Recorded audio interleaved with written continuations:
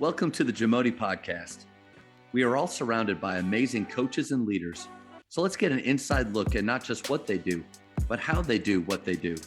After all, becoming the best versions of ourselves is JAMODI, just a matter of doing it. Over your time, over 630 wins, there are some losses that come along with that. How did you handle? You got the number down? Oh yeah, that's the number that sticks. I failed. People talk about me in glowing terms, but I lost 380 times. I can't let you won. I lost 380 failures. So you fail.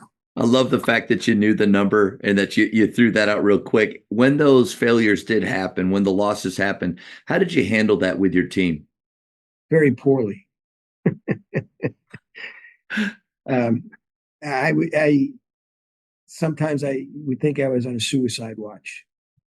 I took it personally. Does that ever change, Coach? Does that ever stop, or is it always like that? Because I'm still in that boat right now, even at a small high school.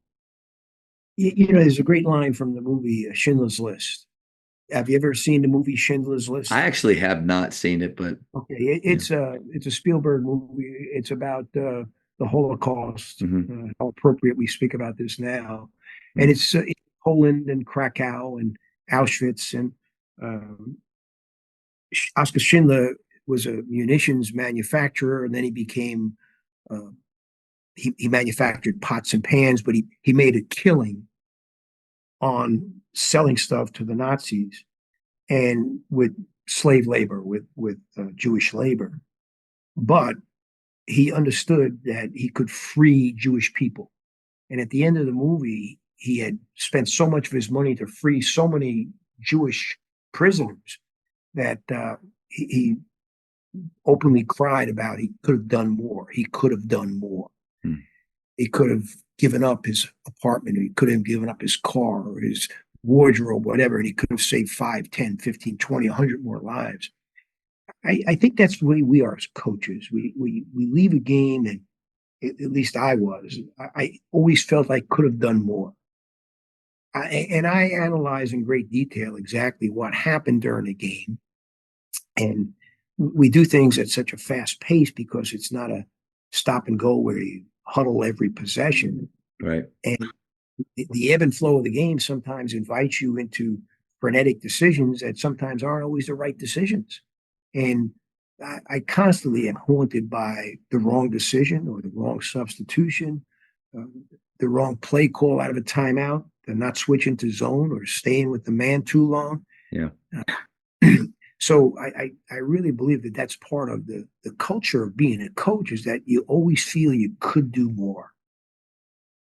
And I think it's one of those feelings that we have to acknowledge and be okay with that, but then also give ourselves the grace that we try to have our player. Like, we want our players to have a next play, next shot mentality, but yet have them learn from mistakes or experiences. I think the reminder too is for us to have that same mentality, or we can carry over our feelings into the next practice, the next talk with our players, right? As we were preparing for our game against Wisconsin in the Sweet 16 in 2008, the game was a Friday night, and I was asked on a Wednesday national press conference. We were already in Detroit, going to be playing before 57,000 people. And I was asked, are you happy to be here? You've had a great victory over Gonzaga, an upset over Gonzaga. You defeated Georgetown, and now you're the Sweet 16. Are you happy to be here? How do you respond to that? Well, this is the way I responded to it. I said, I'm at peace. And they looked at me very puzzled. And I said, I'm at peace because this team has done everything I've asked. And they're right now preparing as if it's the first game of the season, trying to do everything they possibly can. They're not worried about who our opponent is, who the matchups are, what the betting line is. They're just working as hard as they can be to be as good as they can be. And I'm at peace with that because they have demonstrated that to me throughout the course of the season. Well, our players saw that press conference, and it was not intentional upon my part to You say weren't that. really sending them a message through it, I right? really wasn't.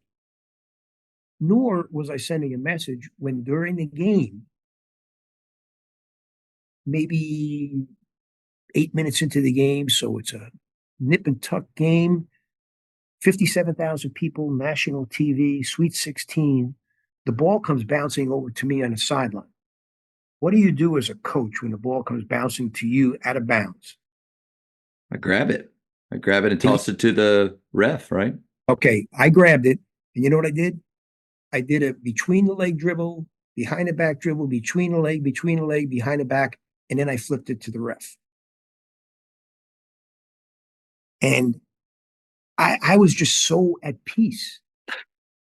And I was doing something that I instinctively did when I was at a playground, when I was at the Yeah. schoolyard, when I was at the park.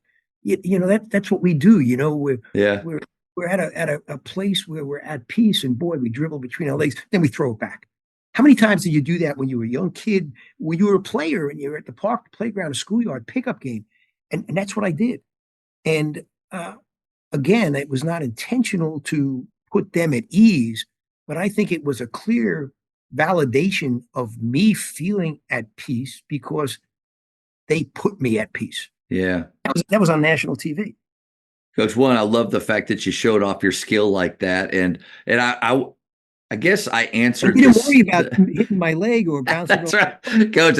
It was you really had trust in your handle because on that, like I did it at a small gym in Plano where there's 50 people watching. I threw a behind the back pass to the ref like a bullet behind the back. But to me, like my thought was when I did that, I was just purely in the moment, not worried about anything else happening, but just and I love that word being at peace but being present. But you're right. If we do choose to do those things, it's really nice when they pay off and they go through because the off the leg across the gym, that's on ESPN for a different reason. Thank you for checking out today's episode. Please take a moment to subscribe to this podcast, share it with your fellow coaches, and find us on social media for what's coming up next on the JAMODI podcast. It's just a matter of doing it.